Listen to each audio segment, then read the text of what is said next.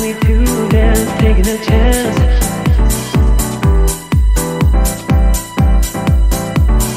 Telling me to dance, taking a chance.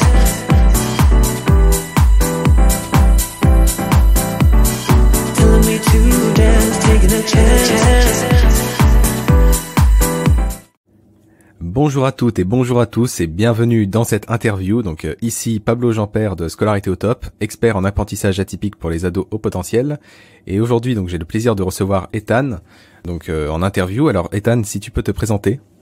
Avec plaisir. Donc Ethan, j'ai 28 ans, je vis à Strasbourg. J'ai eu un cursus en ingénierie et par la suite j'ai fini avec du commerce. Actuellement, je travaille du coup dans le B2B, dans le commerce interentreprise, dans le domaine commercial. Et en parallèle, je construis mon projet d'accompagnement à l'entrepreneuriat. D'accord, beau parcours. Alors, comment s'est passée ta scolarité pour en arriver là? Parce qu'en plus, t'es au potentiel, donc t'as un profil particulier. Donc du coup, la scolarité, ça a dû être quelque chose, on s'en doute. Donc comment est-ce que t'en es venu là, du coup? Ça a été assez simple, assez compliqué. Assez simple dans moi c'est jusqu'au bac, j'ai pas eu de problème avec les examens. C'est après où ça a commencé. J'ai fini avec 1 an d'avance, un cursus S tout à fait classique avec 1 an d'avance. Et là où par contre ça a été plus compliqué, c'était que j'ai compris que par la suite, j'ai toujours eu un problème avec, mais j'ai compris qu'après ce que c'était le fait de pas comprendre ce que je faisais, que ce soit très théorique, très descendant. Et justement toute la pédagogie que je cherche moi à prodiguer dans les accompagnements que je veux mener, c'est quelque chose qui est très pratico-pratique. Il y a 90% de passage à l'action et aussi du coup des actions qui ont du sens. Moi c'est ce qui m'a en tout cas dérangé par contre durant toute ma scolarité. Ouais, c'est un problème à l'école, c'est vraiment le manque de sens, surtout quand on est comme ça au potentiel, le manque de sens, c'est vrai que c'est quelque chose de très très problématique. On a beau avoir un parcours comme toi, justement brillant, avec 1 an d'avance, etc. Tout se passe bien, pourtant même ce manque de sens, ça crée des problèmes quoi. Et du coup, toi, à quel moment cette piste du haut potentiel s'est intervenue? À quel moment c'est intervenu dans ta vie? Alors moi, ça arrivait assez tard.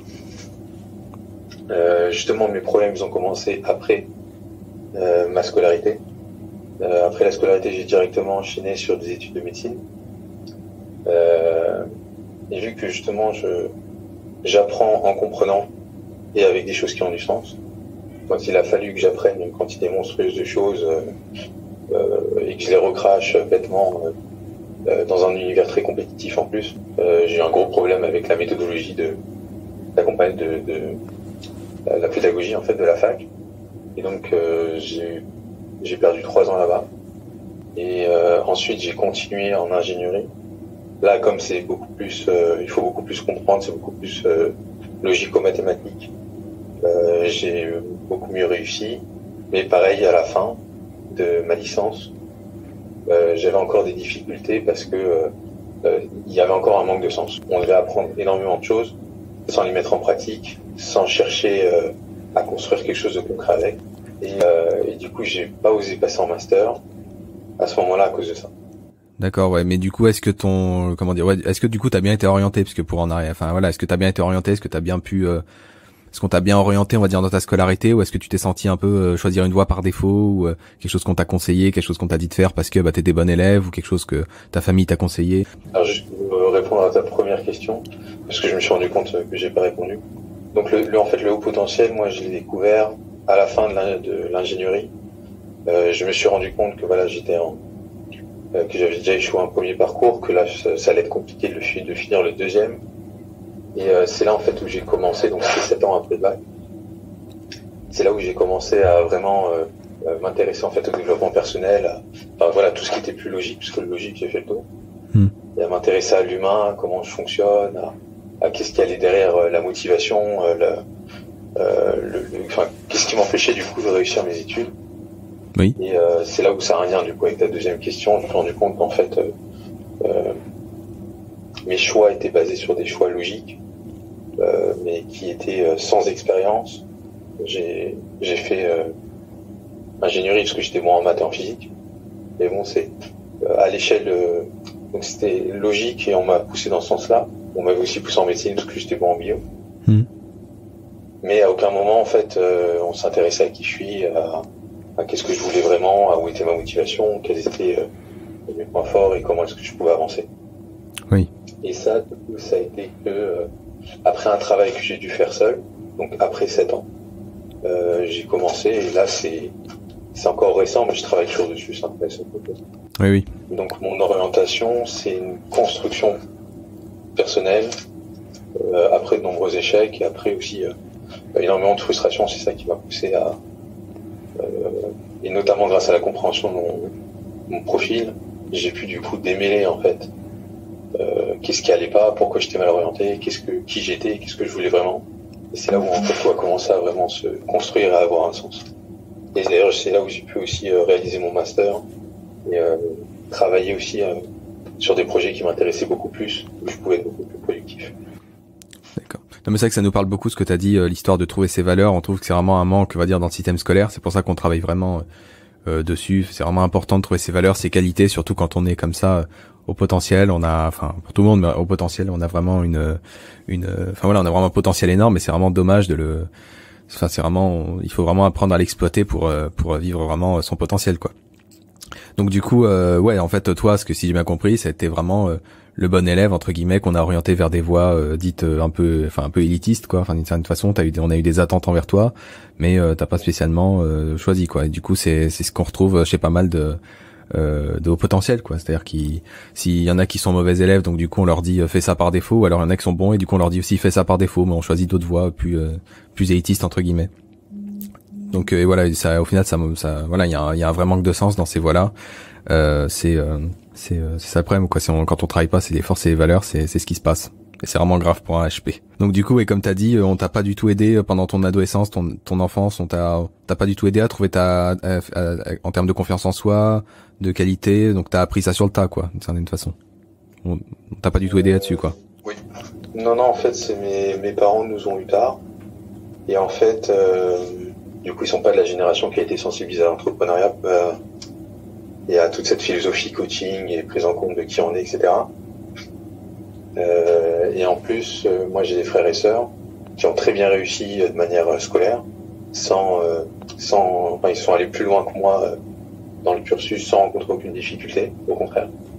Et donc quelque part, vu qu'il y avait un modèle qui marchait, de réussite, qui est celui un peu que prône la société, le schéma classique, études standards, diplôme, salariat, etc. En fait, il y avait un modèle comme il y a un modèle qui fonctionne bien, on se dit tous ceux qui sont en dehors, quelque part, c'est qu'ils sont pas assez conformes, parce qu'on sait comment ça marche la réussite. Et moi, ça a été un gros problème, c'est ce qui m'a fait perdre beaucoup de temps. J'ai mis du temps à rencontrer des gens qui pensaient différemment, qui ont pu m'orienter, comme tu as dit, vers les valeurs, qui on est, comment on fonctionne, quelles sont nos attentes. Parce que moi, à l'heure actuelle, ce qui me fait avancer, c'est d'être avec les bonnes personnes, de poser les bonnes questions et d'apprendre à ma manière. C'est pour ça que je recommencerai plus une formation classique. Et maintenant, quand j'ai envie de me former, déjà, j'essaie de trouver d'où ça vient chez moi cette envie-là, pour être sûr d'aller jusqu'au bout. Parce que j'ai plein d'idées tout le temps, ça va pas. Mais d'avoir quelque chose de construit qui me correspond. Et après, avec des personnes et une méthode qui me correspond. Sans ça, je me lance plus dans un projet parce que je suis bon en maths, donc je vais faire ça. Je suis bon en anglais, donc je vais faire ça. Ou c'est prestigieux, ou c'est machin. Les choses qu'on nous vende comme ça, c'est bien si on a une capacité d'abnégation ou qu'on correspond au système.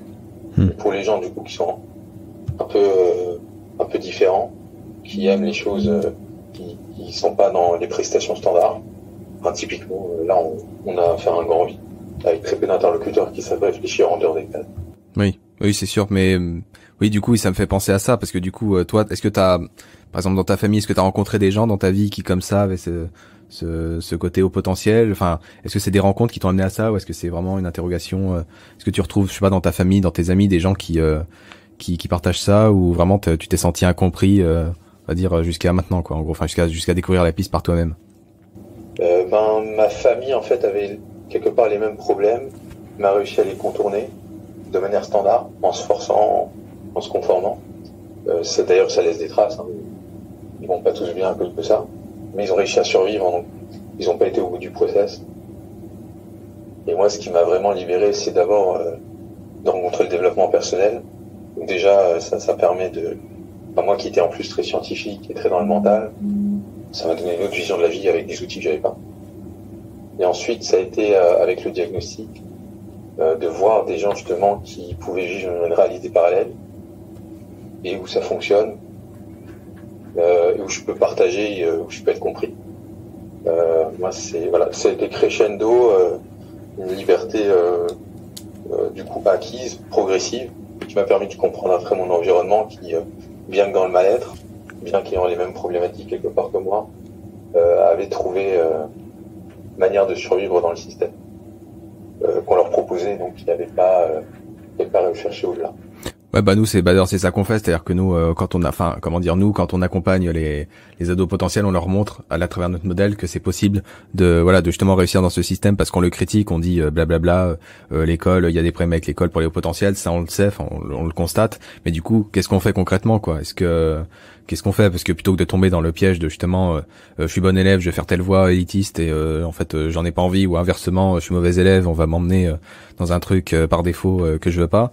Voilà, c'est comment concrètement s'en sortir déjà en tant que parent, parce que quand on a un ado c'est pareil, on se dit on a peur, on peut avoir peur de se dire mais tiens, qu'est-ce qu'il va faire plus tard, j'ai envie qu'il fasse telle voie, s'il choisit sa voie, est-ce qu'il va pas faire n'importe quoi, j'ai besoin de lui faire confiance. Et en tant qu'ado aussi on se pose des questions, donc c'est pour ça qu'on est en tant que duo, on essaie de justement d'inspirer par les deux côtés, les parents et les ados.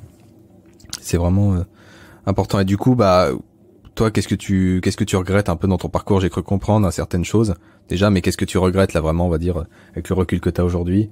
Enfin, s'il y a des choses à refaire, quoi, comment tu referais entre guillemets? Juste pour compléter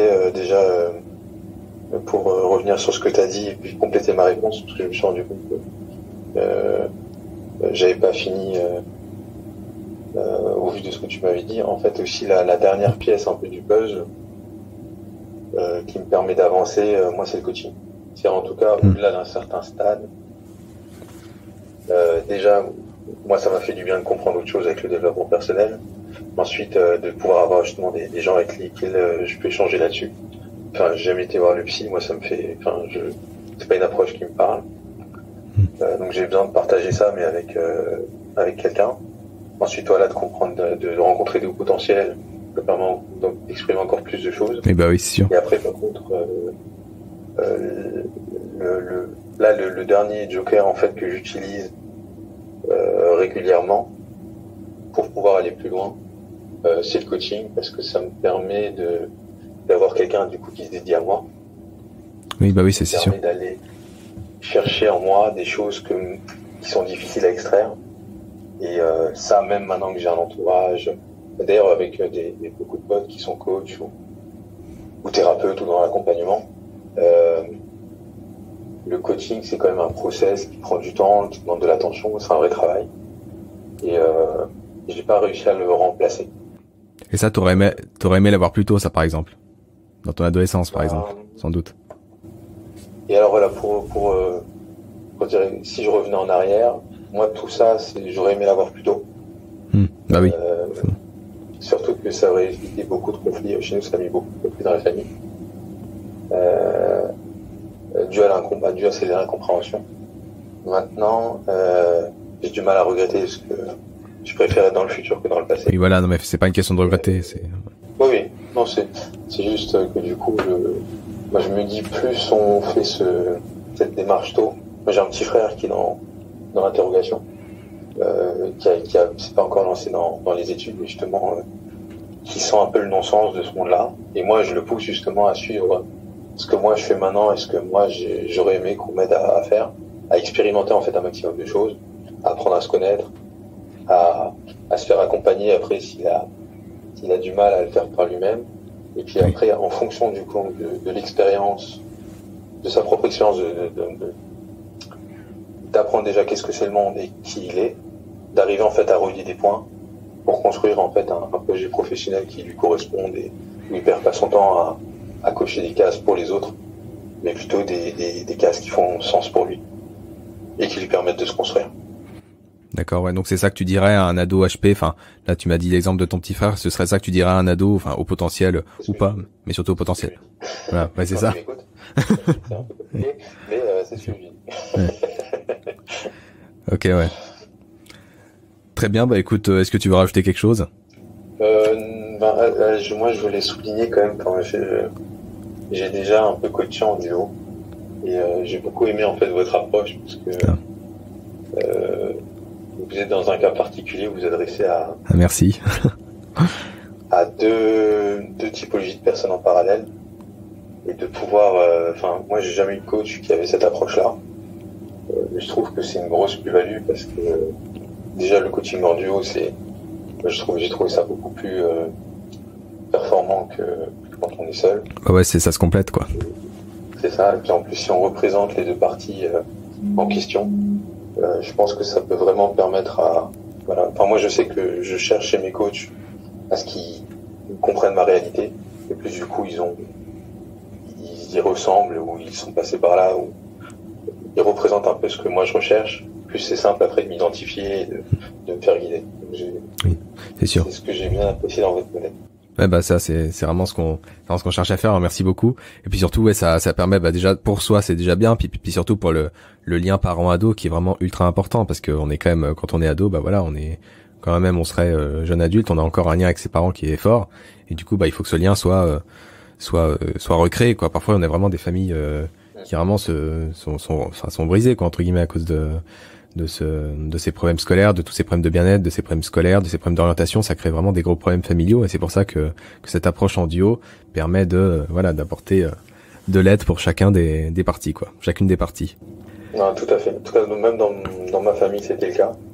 Et je sais que ça aurait été un gros plus qu'on puisse avoir ce genre d'accompagnement quand on en avait besoin. Parce que autrement, c'est dur merci. De faire confiance à des gens qui représentent pas ce qu'on est. Oui, c'est sûr. Bah oui, mais c'est ça.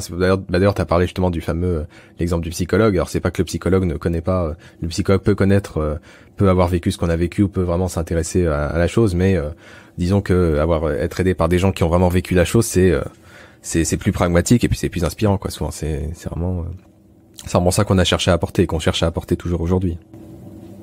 Et d'ailleurs, c'est quand je discute avec des amis ou des gens de ce milieu-là, c'est la première question que je leur pose. C'est la relation qu'ils ont avec leurs parents.